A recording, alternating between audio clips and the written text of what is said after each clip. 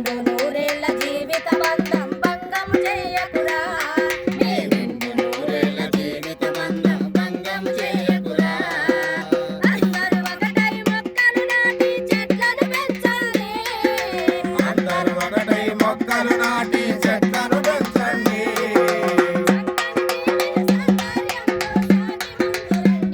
మీరంతా సాగి ముందు రండి